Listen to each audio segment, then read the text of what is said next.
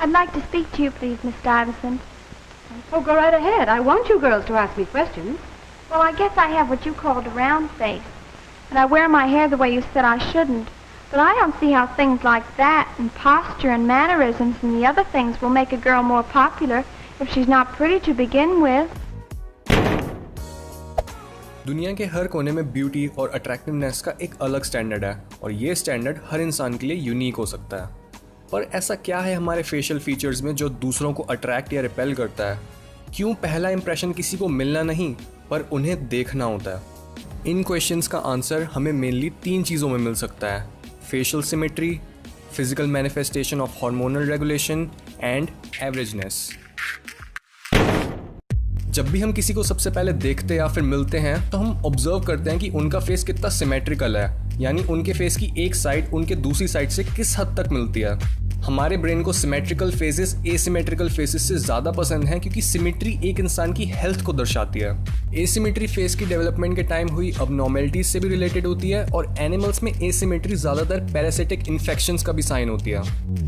Although almost हर इंसान के jeans programmed होते हैं एक सिमेट्रिकल फेस बनाने के लिए, पर कई फैक्टर्स जैसे एज, इन्फेक्शंस, डिजीजेस, स्लीपिंग और ईटिंग हैबिट्स फेस को एसिमेट्रिकल बना देते हैं। सो अगर हम देखें कि किसी का फेस सिमेट्रिकल है तो सबकॉन्शियसली हमें पता चल जाता है कि इनका इम्यून सिस्टम स्ट्रांग है और इनके साथ बच्चे पैदा करें अगर हम तो वो काफ़ी हेल्दी होंगे और वो बीमारियों से बचे रहेंगे।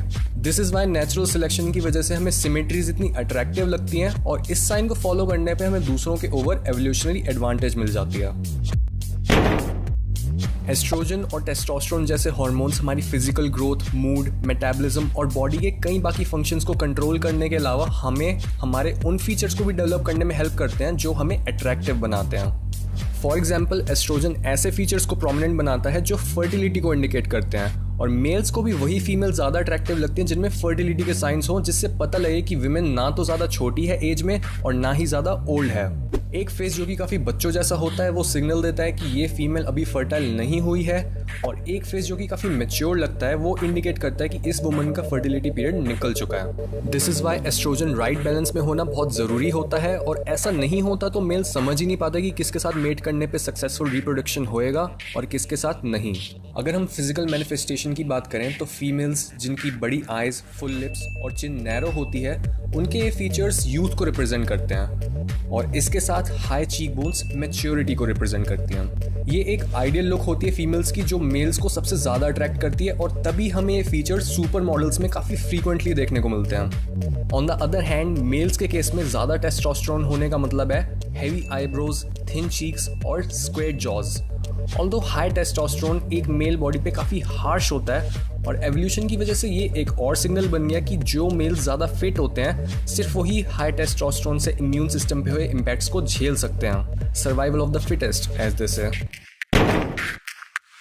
थर्ड फैक्टर थोड़ा काउंटर इंट्यूटिव साउंड कर सकता है क्योंकि इसमें वो फीचर्स हैं जो कि एक ग्रुप में काफ़ी कॉमन होते हैं। कॉमन फीचर्स टिपिकली एक इंडिविजुअल यूनिक फेस से ज़्यादा अट्रैक्टिव होते हैं क्योंकि फेस की एवरेजनेस इंडिकेट करती है कि वो जीन्स काफ़ी बार रेप्लिकेट हो चुके हैं और वो इतने हेल्दी हैं कि वो अभी तक टिके हुए हैं और उनको फ्यूचर पॉपुलेशन में ले जाना सेफ है।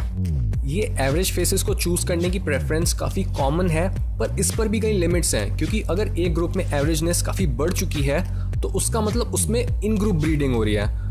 इसकी वजह से उसमें लैक ऑफ जेनेटिक डाइवर्सिटी की वजह से हेल्थ प्रॉब्लम्स आने लगेंगी। इस केस में लोग ग्रुप के बाहर ऐसे ऑप्शन ढूंढने लगेंगे जिनमें मिक्स्ड फीचर्स हों।